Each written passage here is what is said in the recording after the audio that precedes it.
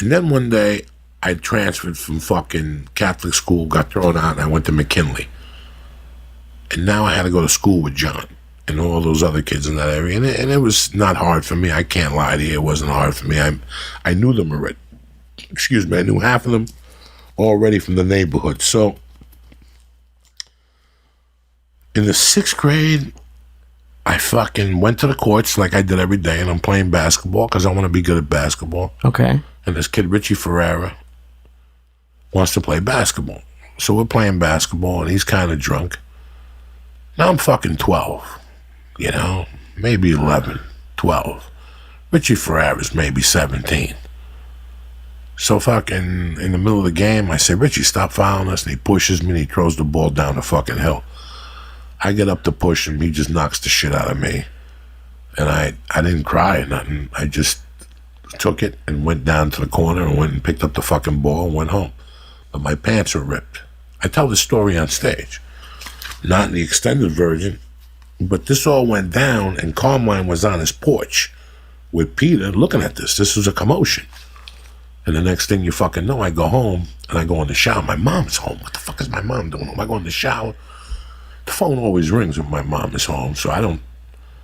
But the next day is when I got home, and she said, listen, we're going to go to the park. You got beat up yesterday? You didn't do nothing. And I'm like, Mom, what the fuck? So she takes me to the park.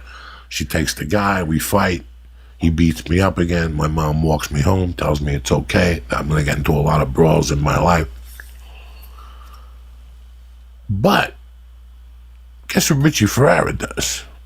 What? He hires John Bender to fight me. What? So I'm in the 6th grade one day, and John Bender comes in and he goes, hey, fucko, spick, whatever. We're fighting at 3 today. You, Richie Ferreira, How old was John? 6th grade. We're both the same age. What? Both the same age. Okay. So now I go home, I take my books out. Now this was big time. This was weird because they thought Carmine was going to come.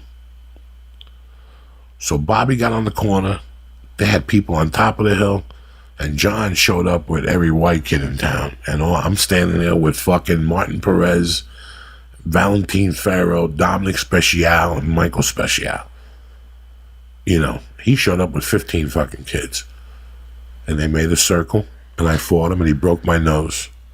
And I gave him a black eye, and he busted my lip. He really beat me up, if you want to know the truth.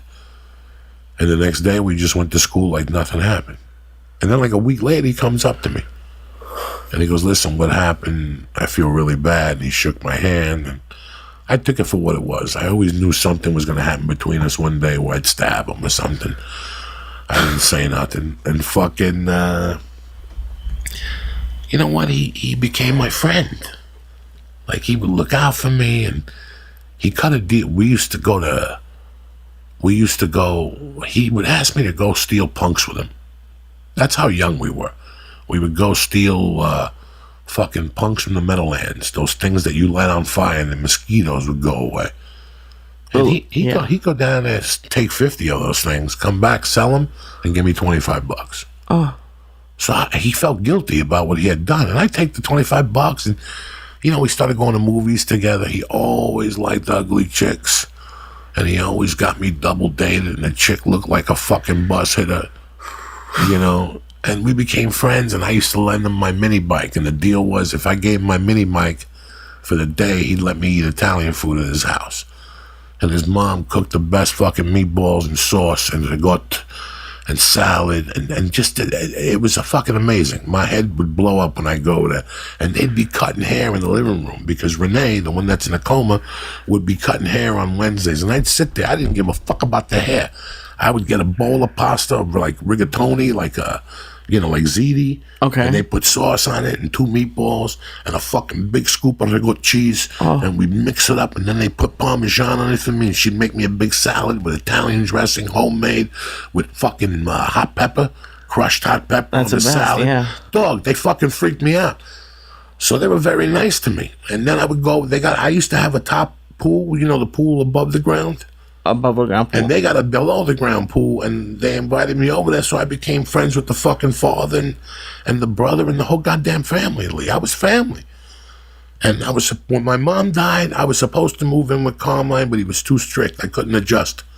So I moved in with the Benders, man. And whatever my relationship was, the mother wasn't good, but the father was one of the best men I've ever met in my life. There's not a week that goes by that I don't think about Jimmy Bender, and I don't cry or I don't feel bad because I didn't see him before he died.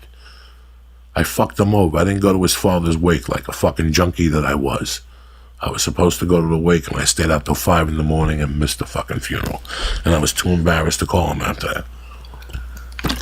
I think I did call him from prison one time, but I hung up. Then he ended up dying of cancer. When I did the longest shot, I did a premiere party at Rascals in Jersey City, and the sister, the daughter, and John showed up. And we've been trying to rekindle a relationship ever since. You know, but it just...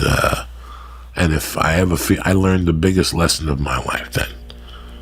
I had no right moving in there because I loved John, but I didn't love him that much. John didn't do drugs. John and me had one hobby, the movies and eating. And he would make me laugh, you know, but John wanted more from me that I couldn't give him as a friend because I wanted to get out. I was in pain. John wanted to listen to the fucking Beatles and stay home at night and bang ugly chicks, and that wasn't for me. And he was getting pussy all the time, dog. Since he was 10, he was knocking out bitches in that fucking apartment. Oh, my God. You know, his father was very lenient. I embarrassed his family. I say it right out, I stole from his family. You know, I don't feel guilty. I feel very guilty about it. And I always felt guilty the day they asked me to leave. And today, I think I started the process of... just trying to eliminate that before I fucking punched the ticket because I just acted incorrectly, man. They were one of the best families I ever met in my life. You know, at that time, I used to hang out with the Benders, the Balzanos, the Denny's, the Morans, the Garcias.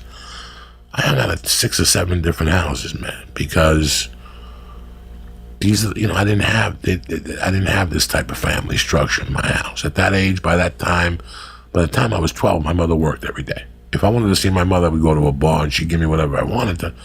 But I didn't want to go up there. I was as independent as could be. At 12, that's crazy. At 12, I was doing laundry. I was ironing my clothes. I was shopping for myself. I was vacuuming for my mother. I was washing the windows. I was cutting the grass. Going in like fucking Marines, you understand me? Welcome to church, motherfucker.